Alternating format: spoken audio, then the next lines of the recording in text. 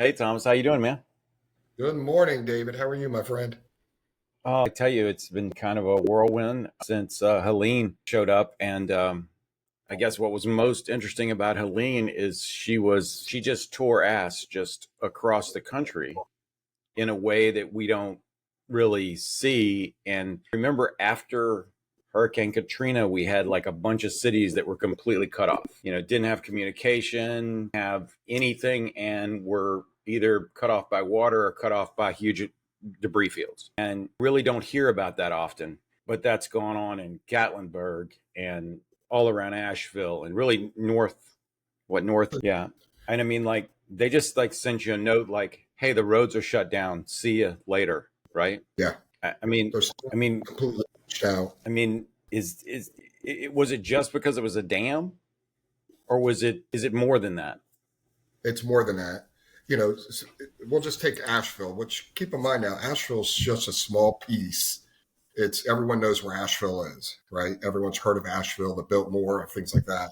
There's Hmm. outlying communities that are just completely devastated, not only by flood, but by wind.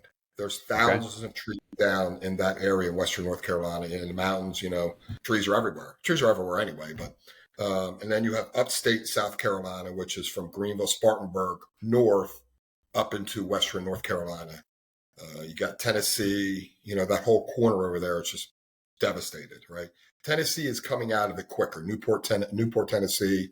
They had some dams break, but they're starting to get power back on over there, things like that. I think there's roughly about 1 million people out of power in Western North Carolina and upstate South Carolina.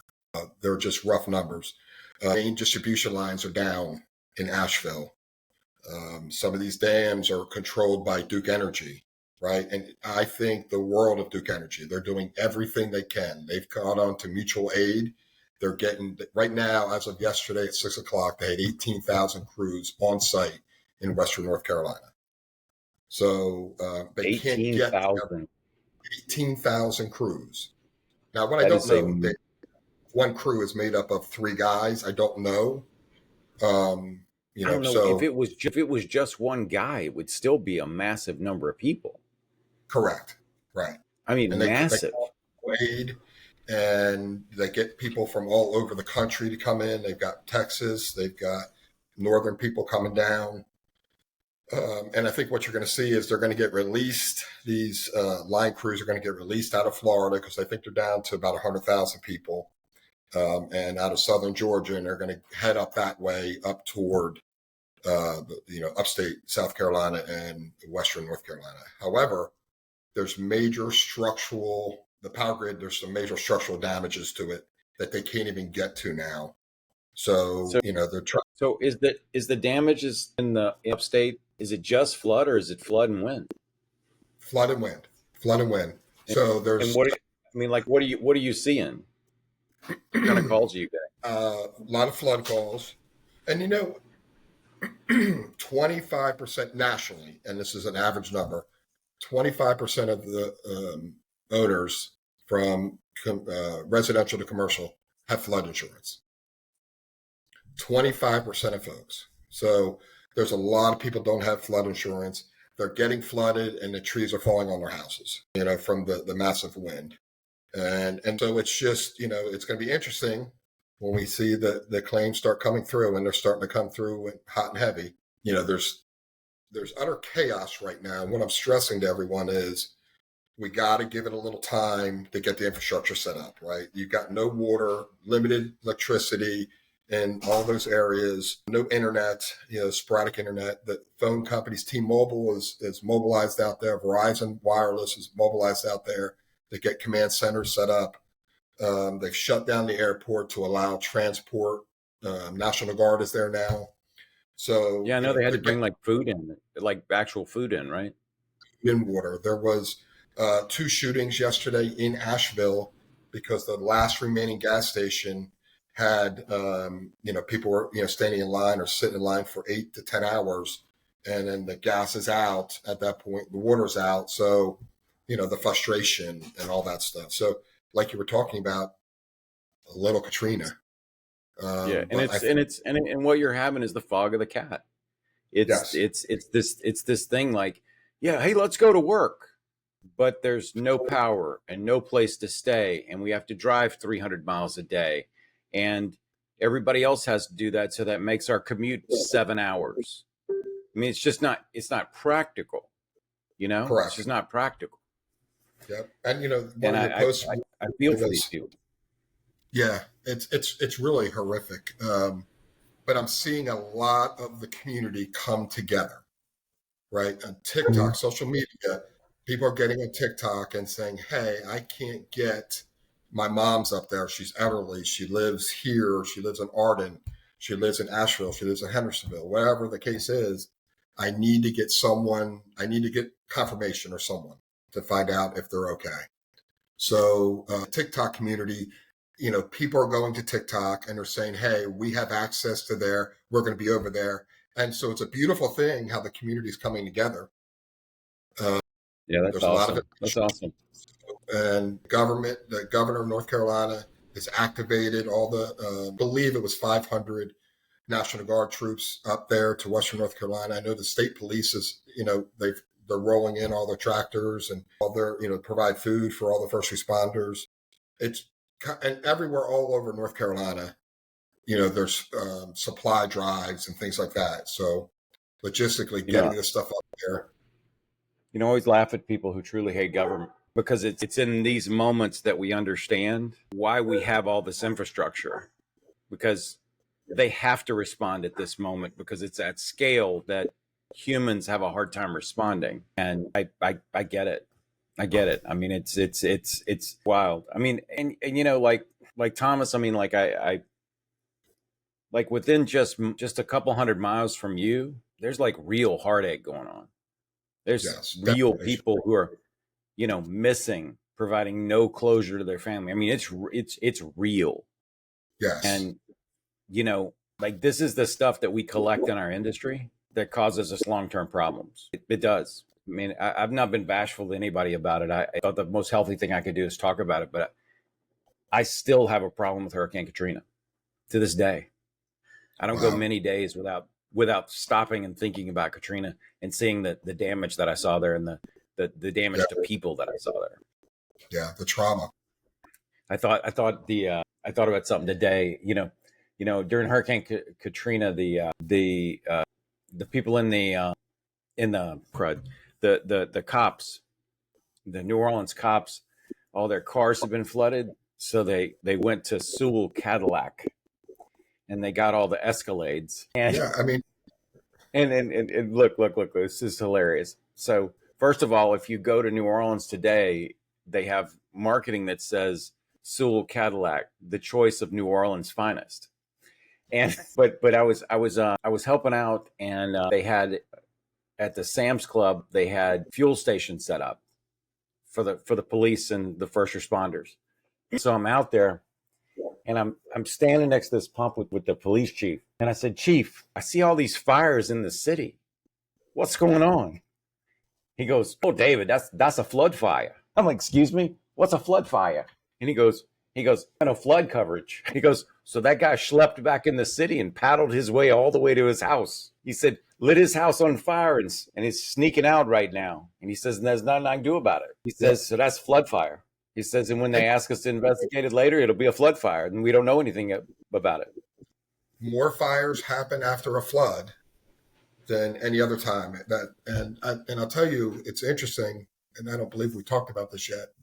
Duke Energy has put something out saying, even if we get the lines hot again or activated, you have to Right? have a licensed inspector or a licensed electrician come out before we turn your house back on, and it Right? has to be approved by the local inspectors because of the fires. Really? Yeah. So I mean, even if when they get the transmission lines going, they're going to be able to activate and make hot several lines, but they're not going to activate them because they have to make sure the residual issues down the line are taken care of. So You licensed know what they electrician. you know what they did after Katrina? They didn't they just went and they pulled all the meters. Okay, they just pulled all the meters off the houses, and I dropped by on one of these contractors. I'm looking at this supplement they're doing on this place, and I come in and I go, "You don't have your generator run?" He goes, "No, we got that meter there." I said, "Well, where'd you get the meter?" He says, "I bought 30 of them on eBay." He says, "Just click them right in, and we're good to go." Yeah. I'm like, you might start a fire. He goes, "Well, we're here to put it out." And then after Katrina, they also made it where it was terrible, where you could get online and pull your permits. You could get online and report your inspections. You could do your plumbing permits, your plumbing clearance. You could do your electrical clearance without ever producing a license. Nice. I mean, just literally just click, $300. There we go. Yeah. That does not surprise me.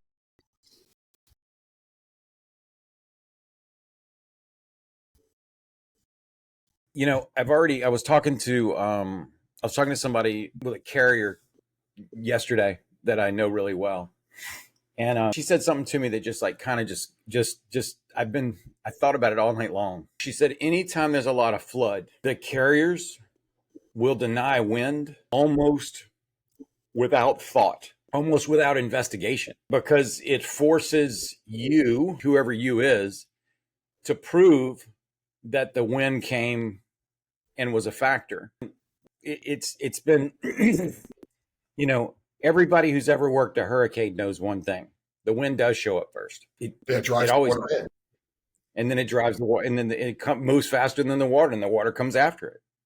It might be 5 minutes, 10 minutes, or 3 hours, but it's gonna be later.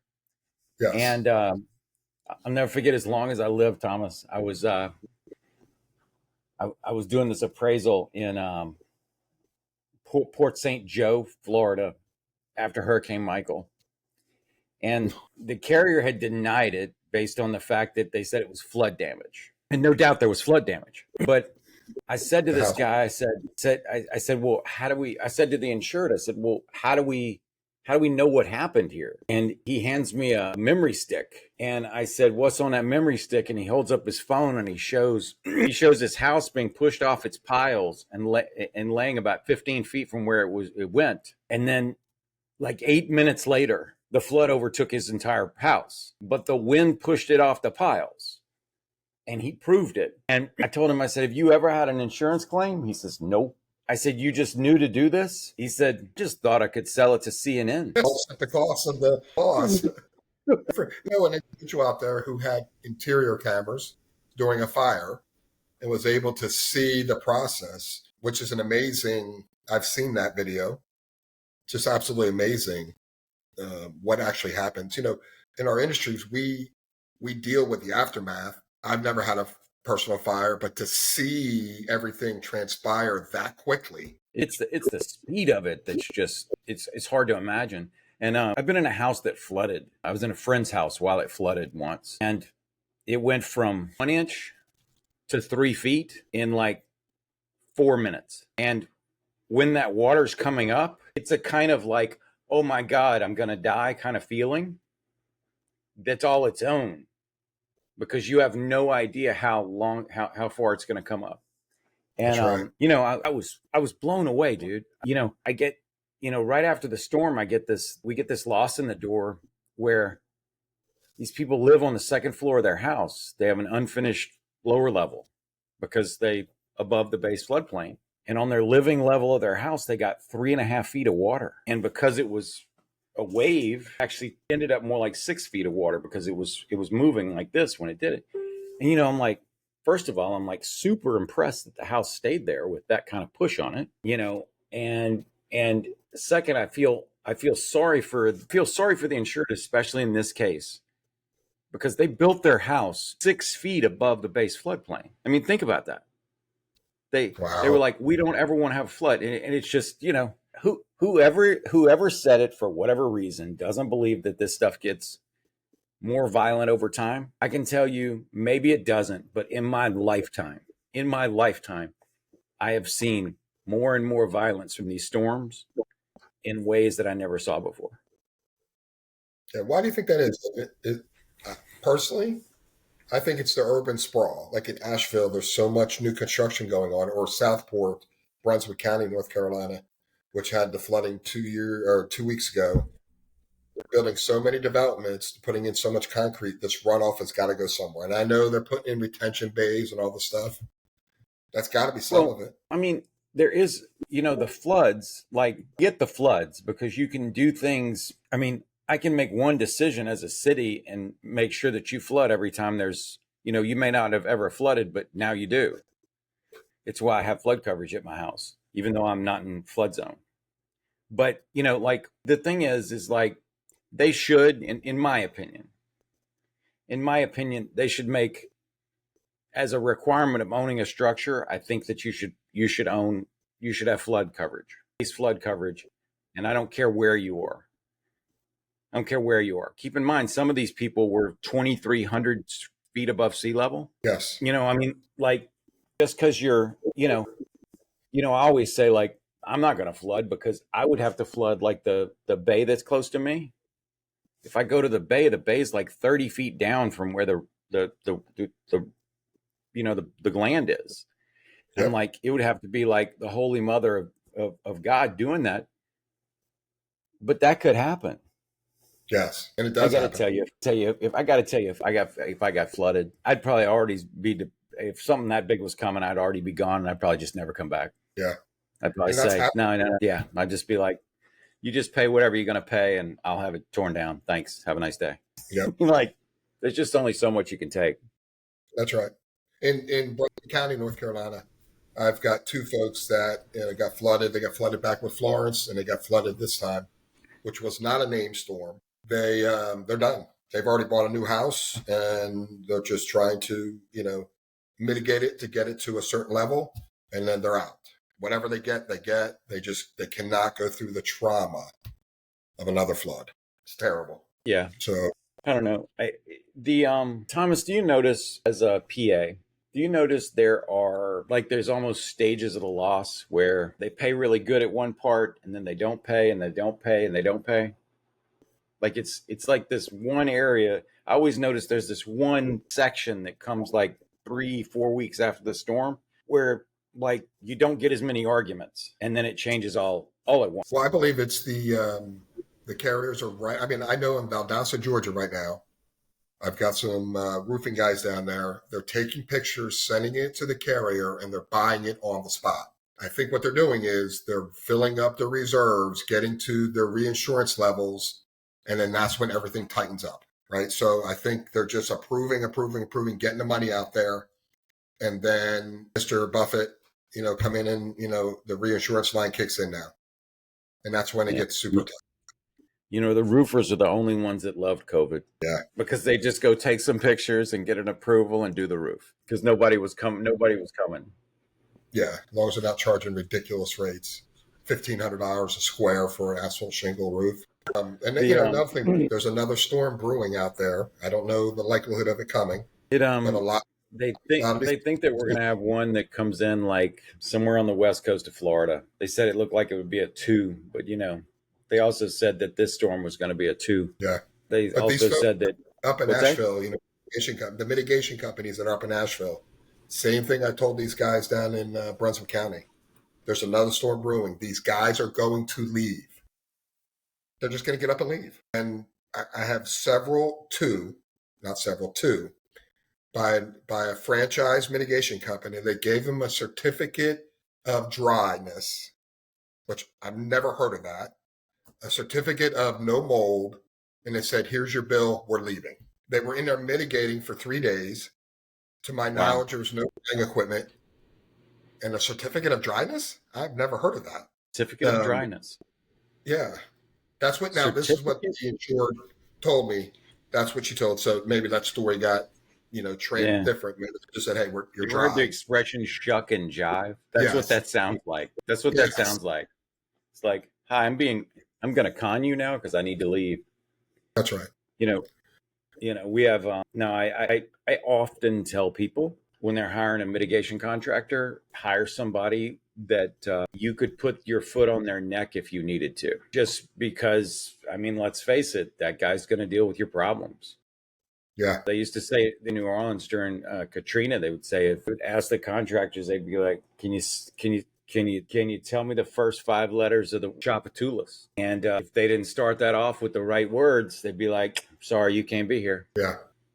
And then they go look it up on the web and they couldn't find it because Tchoupitoulas don't start with Tchoupitoulas, starts with a T. Yeah, I mean, The it's just utter craziness. I what's that? hope, and it's craziness, right? We're trying to communicate to the insureds when they're calling, either on the mitigation side or public adjusting side of, first of all, vet the person to the best of your ability. I love storm chasing. I love storm chasers. There's a need for it, but you need to know who you're dealing with, right? Proper insurance, all that kind of stuff. When they call, Yeah. when they show up, call, make sure you have everyone's number. Call them. Don't just take the number, call them. Call their home office number, call them.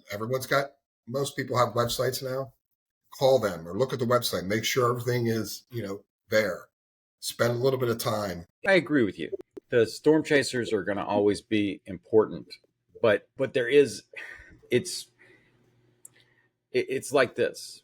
It's like, it's still shooting craps though, because you might lose it all, because the simple fact is there's a certain amount of that. Now, I've got a couple of guys that all they do, their entire business, they do storm chasing. That's all they do. They're good at it, really good at it. Like when they leave a job, like there could be like another storm somewhere and they don't go. Like once they're filled up, they don't go. Doesn't matter what it is. You can call them and say, I really need you. Say, too bad. When I finish this, I'll come there. But I can't. And they're really, really good at that. But most people aren't good at that. If you think about it, most people in our business have one problem, and that is the inability to say no. It's one of the things I like about PAs, because PAs often will say to somebody, that's a bad claim. Don't do it. And I think that's why I like the PAs from a consumer protection level. You could, you've seen a guy take a claim and call it $100,000 when it was a $6,000 claim with a $11,000 deductible. As a bad claim any way you cut it. Yep. And I don't know. I think, Thomas, part of the problem with the thing that we do is, when you show up as a PA, you can look them dead in the eye and you know what's coming for them. You've made their world better, the best that it can be, but you still know what's coming for them. You know the life cycle of what they're going to feel. Often when you contract them, they're just in the shell shock stage. Yes. And it's really rough. And I don't know. I think you guys are superheroes, because I'm serious, because only a superhero could go into a place where people are hurting that bad and know that he can't fix everything, but he can do whatever he can to make it better. And it takes a kind of maturity. It's the kind, you know what it is? It's the kind of maturity somebody has to have that does triage. Because triage, you're going to have to say, I can't help that person. We need to move quick on this. It's a real tough job to be in, and it's very similar to what you guys do. And I mean, I always say, Thomas, like when I worked as somebody's, there's a couple of PAs, general managers for a couple of years, just so I could learn that side of the business. One of these PAs I worked with, I called him up and said, hey man, I said, why do these people call me in like 35 days, like 45 days out at like 9:30 at night, crying in the Walmart parking lot? He says, because at about 30 days, their relationship with their wife or their spouse starts falling apart. And at 45 days, they're about to pull each other's hair out and there's been a threat of divorce. Happens all the time. And I said to the PA, I said, when that happens? He goes, yep. He said to me, it's so prolific. He says that I usually will go see them at about 25 days and explain to them what they're going through and say, be calm. These are the emotions you're going to have. It's okay. But you don't want to do damage to this union that's related to this loss. Correct. Damage to this union to be over things that you do that damage the union. You didn't do this. You didn't make this happen. Try to communicate this, David, and it's we tell them to expect. I tell them to expect this. This is going to happen. There's going to be a bunch of activity, and then there's going to be a little bit of silence. And the emotional side of this, for the most part, sometimes for the first couple of days, they're going through where are they going to live, how are they going to survive, the kids, the school, the horses, take care of all this stuff. So we get them into some additional living housing, get them temporary housing set up, all that kind of stuff. And then the emotional draining, because what happens during in my opinion, during a cat loss is you're seeing all this attention to them. And it's kind of like, God forbid, if someone dies in our family, right? We go to them, we give them food, we give them all this attention for a week or two. And then we leave to go back to our lives. And the emotional, that's when these folks need that, the 30 days, into 30 days after a fire, or a flood, that's where they're really going to need the additional help Mm-hmm. and the emotional support and things like that. And let's keep in mind now, the PAs out there like myself, the mitigation guys out there, they're dealing with seeing this mass devastation. And a lot of these guys and gals, they want to help everyone. They truly do. I truly believe that they want to go in and help everyone out. But not only are they dealing, and our first responders too, they're dealing with their own personal losses at their home. They're dealing with the emotional drag, if that's probably the wrong word, of their insureds that they're dealing with. And so, the mental health of this on both sides is just, it's really devastating. I've gotten phone calls at 11, 12:30 at night. They just don't know what to do. They just don't know what to do. And like you were talking about earlier, they just want someone to talk to. This is a side the insurance doesn't cover. The news doesn't cover this, the psychological effects after the psychological effects after a loss. And this doesn't happen. It's over the long run, right? And it's perpetual, and it gets worse and worse and worse over time.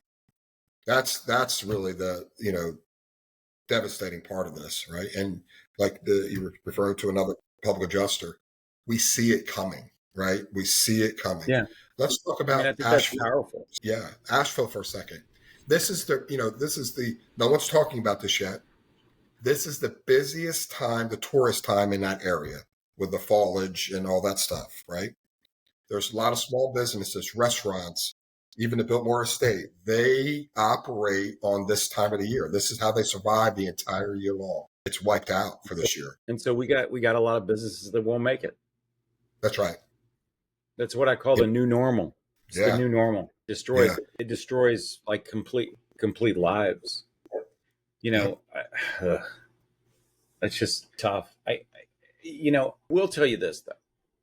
I do know this is this time of the year, whenever these things happen, I see IAs that I'm thick as thieves with, that I've known for decades, the good guys, and I see them on the way. And I love seeing it happen because these are the guys that do it for all the right reasons, and I mean, like, that always makes me feel so good. I talked to this one guy coming in from the Midwest, and I said, what you got? He says, I got 70 files right now. And I mean, I at least know those 70 people are going to have a legit adjuster. And that's pretty often awesome. But like I think about like this water loss I had. Okay. It's a simple water loss. It's just something that was bigger than I could handle. Okay. It was just, I found it. It was a mess. I had to get somebody to come in to quickly dry it. We didn't have any mold. We didn't have any problem because we did that so fast. But the problem was it went into my cabinets, and we were going to have to replace my cabinets. And the carrier comes in and goes through all the things with me. The adjuster comes in and goes through all the things with me, and then gets to my cabinets and says, oh, we're going to take care of those, that section of your cabinets. I'm like, it's kind of a set. They all match. Yeah.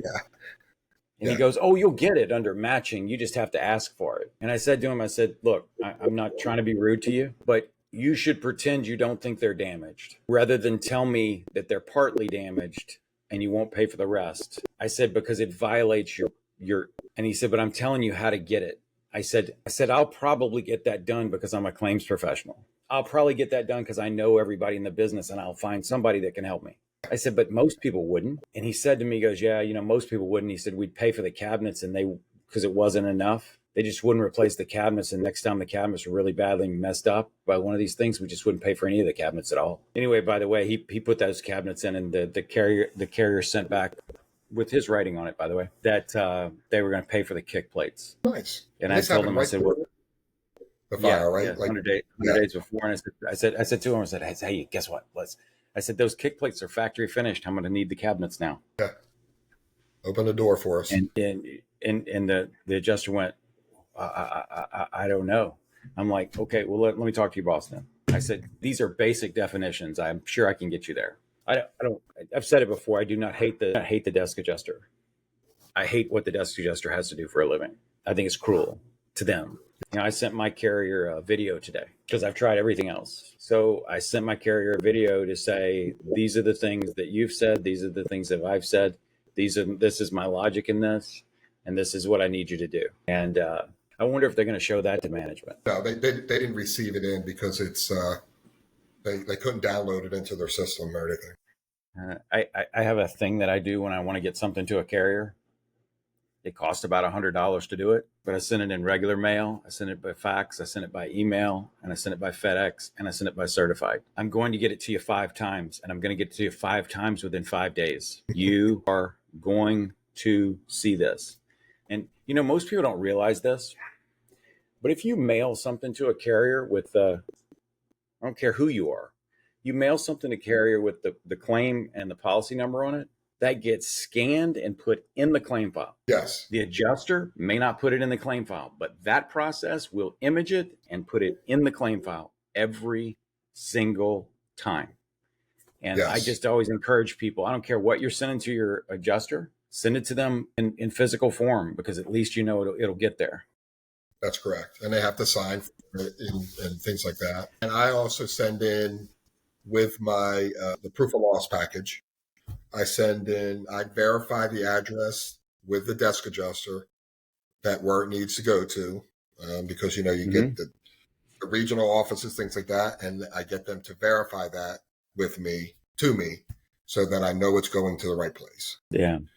They get those copies and it's uploaded into the file pretty quickly. Yep. And by the way, I know the secret sauce to making sure that you're being good to those people that work with you at the carrier. What is it? Thank you notes. Yeah. And it goes even before you get to that point. Understanding that I might be dealing with 20 claims at a time. They're dealing with 150, if not more. And they're human beings, right? They're doing the best they can. Yeah, they are. And communicating to them with respect and understanding. And it's like, I can get in, they're going to know I'm upset, but at the same time, my hands are around their neck and we're both laughing, just in the communications to them, right? And it goes a long way. I have a fire claim now. And the desk adjuster, when I first picked up the claim, the desk adjuster, I spoke to her one day. I tried to communicate with her 2 days later, and she was out on medical leave. First thing I did, just out of human nature, was, when the not the substitute adjuster came aboard, but the person who was covering while she was out, I said, "How's Miss Angela?" And that lady was shocked that I was even asking about her. Isn't this just common sense? These are human beings. But we forget that everybody in this process is a human being. Everybody. Yeah. While I was doing some renovation on my house, I had a bunch of stuff delivered to me. Now I kind of regret renovating my house, but that's another story. But what I started doing was, whenever I would get the delivery, I always thanked the guys doing the delivery. I said, "Thanks for getting this to me. I know you got a long, hot day ahead of you, and I appreciate it." And after doing that 3 or 4 times, do you know who got their orders faster than anybody else? Yes. It's amazing, right? In our estimation shop, this is just the most amazing thing. If you've been in my shop a long time, if you're a senior member of my shop, you can write, like, you can look at the orders in the queue and you can take anything you want. You have first pick of the litter. Okay. And this is the funny thing. If you want really good work from my crew, there is a way to get it. I got to get this cat off the desk. The cat tax today. Yeah, the cat tax. Anyway, but there's one way that you can get it. Okay. And that is if you say thank you. So we can have our smallest customers, people that don't send us much work at any time, and they're going to get the best adjuster there is, just because they said, "Thank you. This is exactly what I needed." Or, "Thank you. I really appreciate this support." Just anything. Because you got to figure 99% of the time, they never get feedback on their work. The only feedback they ever get is, I need an edit on this. And that's not necessarily a negative thing, but that's the only feedback they get. Sure. And so I always find it funny. This guy called me one day and he goes, man, I just really like this estimator. And she always seems to get my work for me. I really like her. And I go, well, she's the best estimator I've ever known in my entire life. She writes like billions of dollars of estimates a year. She's amazing. And he goes, well, why does she always work on my stuff? I said, because you're nice. Now, my mom said good manners will get you 98% of everything you want in your life. Get more with sugar than salt. Yeah, she was, yeah, but you can make things grow with Epsom salts. Yeah. But anyway, so how long do you think you're going to be dealing with these claims in the Carolinas? I mean, I think this is a 3-year, if not longer process. I'm looking at about 3 years that we're dealing. We haven't even started yet, right? We're getting the calls coming in. And so, I mean, we're 3 days after the Wednesday nights, really, when everything hit up there. And so we're talking about 3 years. I don't know any other way around it. It's going to be chaotic for 100 days. They're going to fill the buffers up. They're going to pay out. And then, the work starts, because in the Asheville area and even upstate South Carolina, there's wind and flood. So people are going to go in there. They're going to start attacking the flood because that's the most obvious. And then they're going to leave. They're just going to leave the insured, right? This is the mitigation coming to the contractors. That's when the PAs are going to come in, like myself, and really analyze the claim and look, just because there was flood there, what about the wind damage? What about the racking? What about everything else going on? Well, let me ask you this. And of course, we're not talking about the people that were catastrophically destroyed. I mean, that's a whole nother thing. Yep. But I mean, for the people that have water and wind, were they under any kind of, like, they don't have power, right? No power right now. Okay, so they don't have power, and do they have access to their home? In many cases, no, right? In many cases, no. Okay, well, if I were you, I would keep a really good list of how long each of these communities have been forced to stay out by public authority, because that's going to be the corroboration of that point is going to drive pretty much every one of your claims. Because, for example, if I've got microbial growth, but I've got it because of public authority, I haven't neglected my loss. Correct. And it becomes really hard to just attribute the entire thing to mold, because it's not like, they didn't do it with any intention whatsoever. And I think that a lot of adjusters don't know that that's a factor, because I mean, let's face it, most of the problems you have in this world, in the claims world, is things that people don't understand one way or the other. Right. And most people have never been out of power for 2 weeks. Most, like if you live in the south part of anywhere along the I-10 corridor on I-10, I-12 corridor in Louisiana, you know what it's like not to have power for 2 weeks. And, it becomes really hard to draw out a property when there is no power, because we do not have enough generative power in the world to provide the generators for this. And if we did, think of the power you use on your average flood type environment.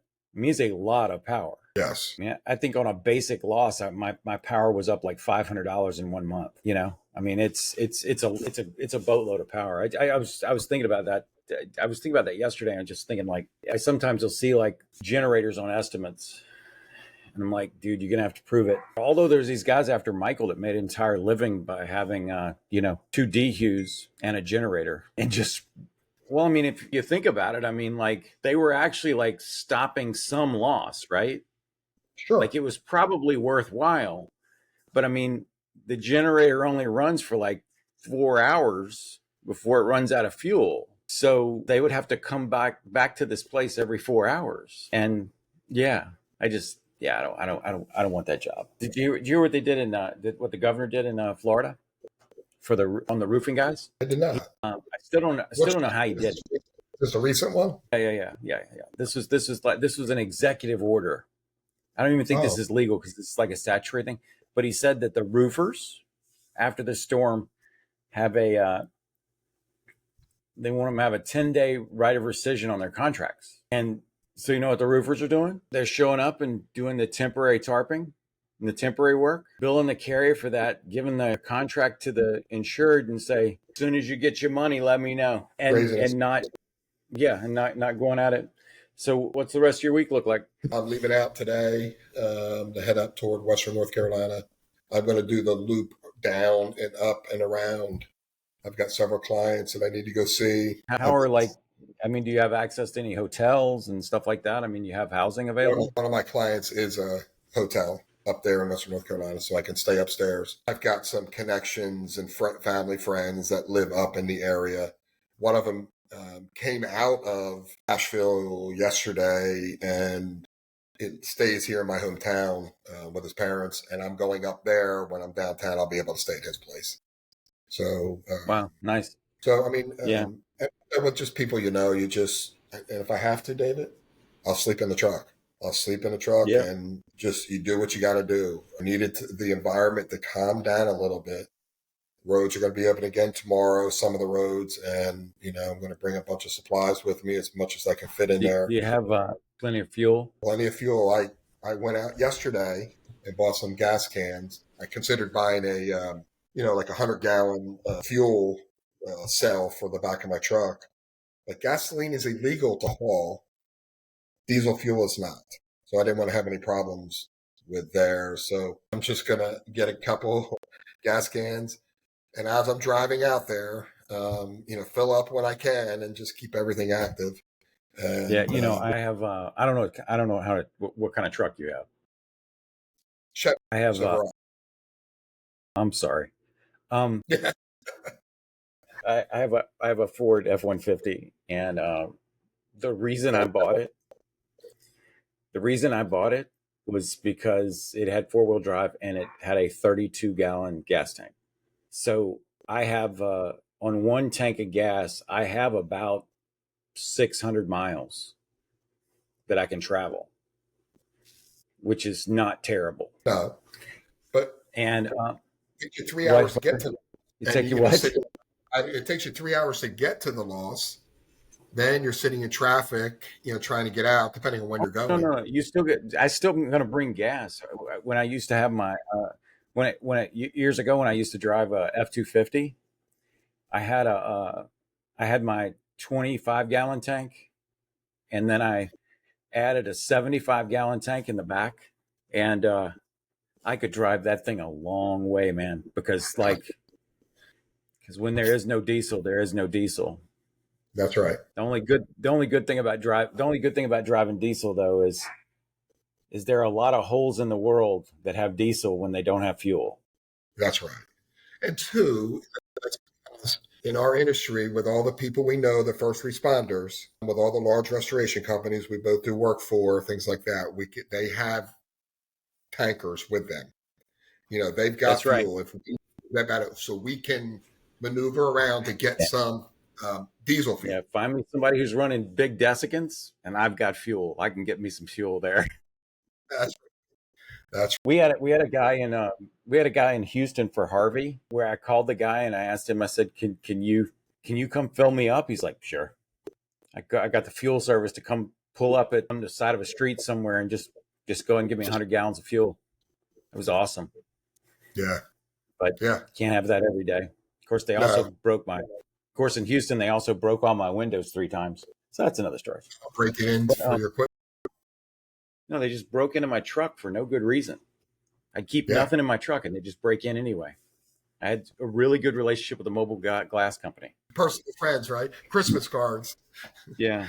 No, the last thing I was going to talk to you about, and you probably understand this on some level, but we have this thing we do in our estimation group. When we send field guys out, we get to know them in a way that we know what their shelf life is. Because after they hit their shelf life, they start getting short with you. They start doing not as good a job. They start disappearing. And what I've found that's just super interesting is we all have a shelf life and we got to be aware of that. I do have a way to ameliorate your shelf life problem, though. I do. There's 2 things. One, you have to do something creative every day. It's like an hour of it every day. Something. It has to be something that doesn't involve your work. I don't care what it is. I don't care if you're planning your next vacation. I don't care what it is. You have to do something that's creative. So it disengages that frantic part of your mind. And the second thing is you need to call your wife 3 times a day. 3 times? 3 times a day. Call her in the morning, call her in the afternoon, call her in the evening. Okay. Because she's going to know if there's something wrong with you. Because she's going to know if you're having some kind of problem, and she's going to know how to deal with you. She'll tell by the I was tone working, of your action. I was working far, far away for a long time once, and I had this habit. And I went to bed one morning, and I got up the next morning, and my wife was standing in the hotel lobby, and she said, "I just came to check on you. Oh, wow. Do you think maybe you could take the day off? Maybe we could go do something together?" And I'm like, "Yeah, that'd probably be good." And but she gets it. And like, we forget that we have these partners in our life that actually do know us better than we know ourselves. Yes. We are big men. We are big, strong men. That's right. We bring the nothing but. That's right. We're going to solve all the problems of the world. Yes, I do not feel I am great male. That's right. That's such a bunch of BS. My God. You You ever been on a construction site and seen the biggest bunch of prima donnas you've ever seen in your life? They're just honest. They're just honest about it. We're like, no, we're special. Oh man. Well, look, I'm glad, Thomas. I'm glad you're in the world, dude. Because I think there's two things when you do PA work, because you own a mitigation company, you understand the mitigation side of the business. I think you're especially valuable in being able to provide not only the insured but the carrier with key knowledge that helps them to understand the nature of the loss that they're dealing with. And I think that's why I think like PAs have to know that side of the business really good. In Florida, for the longest time, we had an AOB. And so the PAs never dealt with mitigation at all because it always operated under an AOB. So like you were working on the file from after mitigation on. So it created somewhat of a deficiency in the way that they adjusted the claim because they didn't have the backside of that really well. You see? So, yeah. By the way, I wrote NOAA a letter a few months ago and asked him if they would name the first Cat 5 that hit Florida. DeSantis. And they wrote me back and said that was a novel approach, which they couldn't do under their present naming convention, but they were taking it under advisement because they really liked the idea. Nice. Well, these people all the NOAA people live in freaking Miami. Yep. What were you expecting to get back from them? Were you just nothing? You didn't expect to hear anything? No, I wasn't expecting to get anything. I sometimes like to write letters just because I like you got to know that like those people at NOAA got to feel weird, okay? They have somebody trying to remove them as a federal entity right now. They've worked under administrations that say that you can't talk about climate change. Yes. They're just a bunch of geeks, man. That's all they are. They're just geeks. They just try to do the job. And it's not an easy job because they can't fearmonger. That's right. Because if they fearmonger, if they don't know what's going on and they tell people to start moving, they talk to governments about getting people out and there's nothing coming, that means they won't leave the next time when it's really going to hit them. That's right. I'll tell you what, though, a whole bunch of people from Panama City just packed right on out and went northwest. Like, I want any part of any storm anywhere close to me, because all those people remembered waking up in the middle of the night going, oh my God, that's not a Category 2 storm. Yeah. And I have a buddy who lives in Dothan, Alabama. He has a lake house in between Panama City and Dothan. And he brought this up. This is bringing back so much trauma that I went through. His house was okay, but I mean, there was 1.5 million trees down, and the whole layout of the lake changed completely because of that storm. But we don't think about this, but after Katrina, after Michael, those kids there didn't go to school for like 6.5 months. Wow. Like, just think of what it's like not to be able to go to school for all that time. Think about it, like after Katrina, they went months and months and months and months with no school. Wow. And I mean, like that's freaking terrible. Yeah. I'm And there's supposed a to be lot on of a call with looking I'm forward supposed to to that. be on a call with Sweet right now, and I Okay. totally forgot about it. So I better go. Otherwise, I'm going to blame it on you. Yeah, that's fine. I'll take the heat. It's okay. Okay, man. I'll Hey, talk to look, you. I appreciate talking to you, and stay with me for just a minute, okay? Yes.